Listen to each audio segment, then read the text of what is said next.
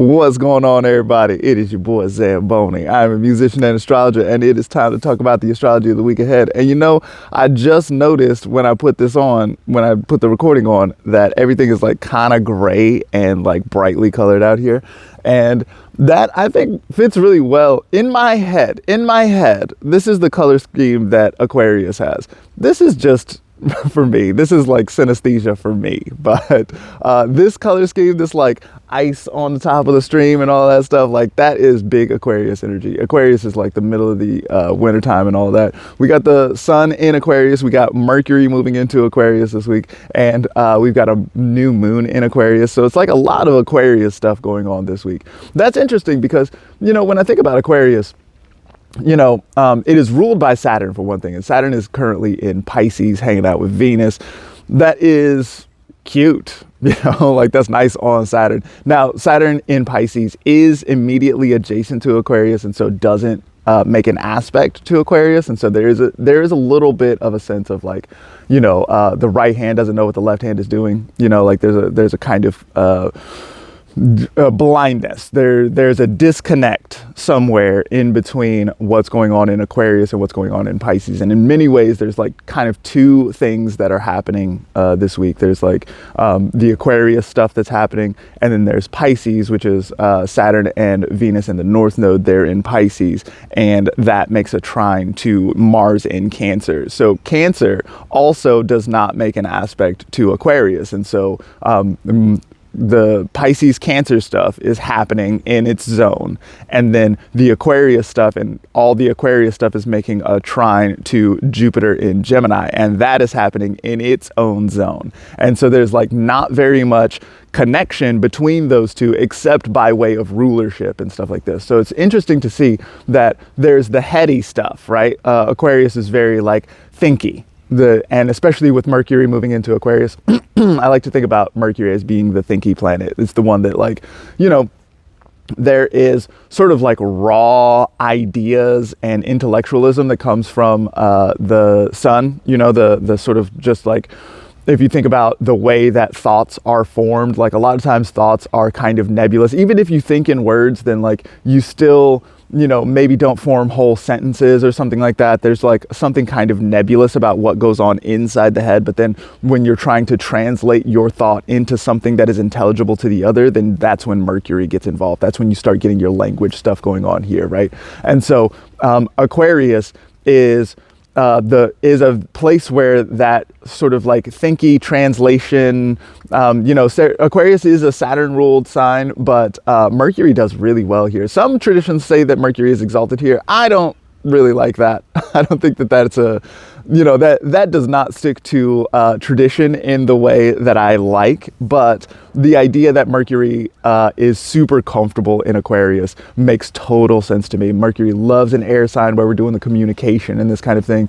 You know, Saturn's air sign cares a lot about laws and regulations and this kind of thing, you know, like, and then, you know, thinking about a lot of times when you're developing laws or policies or this kind of thing, you have to spend a lot of time thinking about second and third order consequences. Like if we make this policy, then what is the result of that policy? And then what is the result of that policy, right? Like that kind of thing, like consequences is a big deal with Saturn and this kind of thing, right? And there's something about Mercury in Aquarius that really loves that puzzle of like, okay, so let's think through all of the ways, all of the steps. Let's think through all the ways that this could possibly go down and like make note of them and then build our policies around that kind of situation. Mercury in Aquarius does really well with that kind of thing.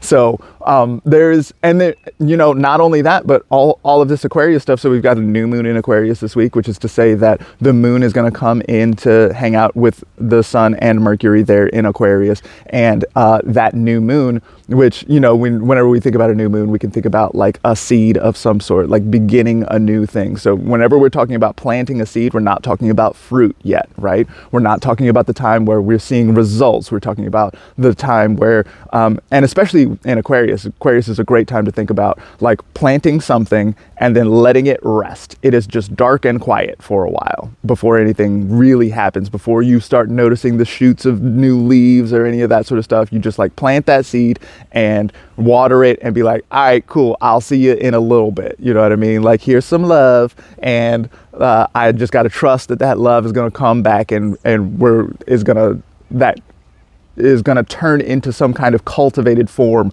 later, right? So new moon in Aquarius is making a trine to Jupiter in Gemini. So Jupiter is in Mercury's sign. So love to see a trine between Jupiter and Mercury on this one, because Jupiter in Gemini is as far away from home as possible. Jupiter is not super well resourced in Gemini. Jupiter does okay in Gemini,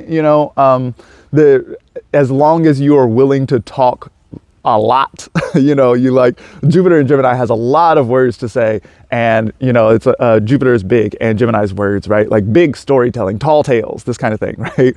And so if you're ready to go on that trip, then Jupiter in Gemini can be really useful. But Jupiter sometimes wants to see like the big picture and this kind of thing. And Gemini is not quite as good at doing that big picture. Like, what is the main thrust of the thing?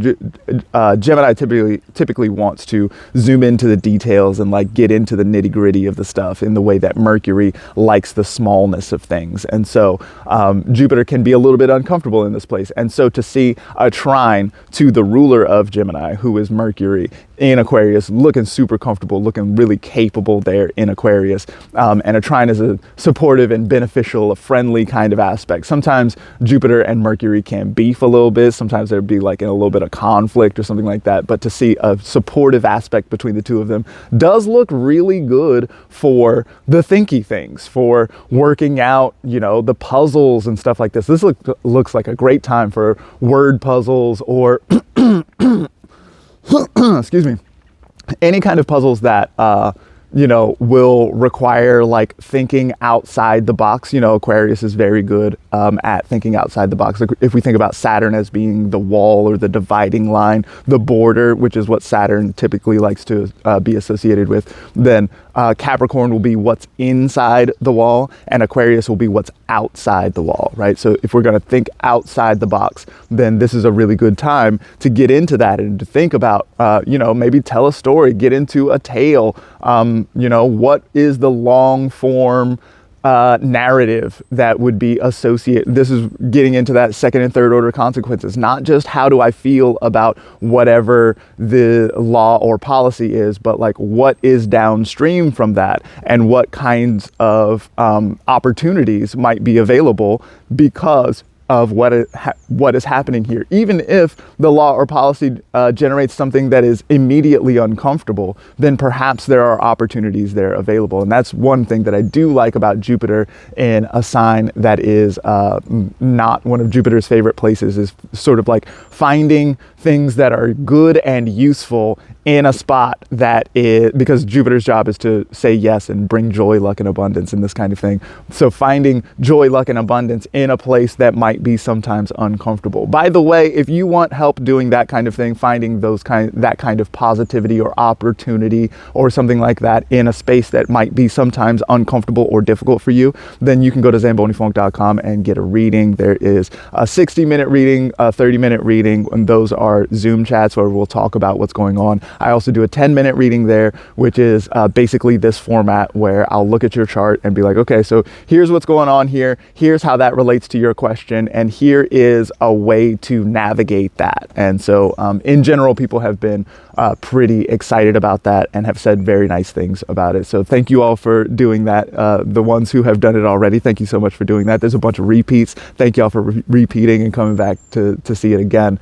And yeah, you're welcome to do that. zambonifunk.com. There's a bunch of music there, there's podcasts, all sorts of cool stuff there. Oh, by the way, that podcast, we're going to be filming another next podcast pretty soon, and we do a free reading for people on that podcast with Brian Wilkins, who is a geomancer. So we'll apply both astrology and geomancy to things. And so if you want to get a free reading, there will be a lottery for that. That's also available at zambonifunk.com. So this is a good week for working out those puzzles and seeing what's going on. And then, you know, the other thing here is that Saturn rules Aquarius. And so Saturn is here in Pisces, hanging out with Venus and the North Node. So the North Node tends to want to increase things. Venus in Pisces loves pleasure and delicious things. And so there's an increase in delicious connective potential that is ruling this Aquarius thinking puzzle situation. So we've got an interesting opportunity here. Thanks, y'all. See you next time.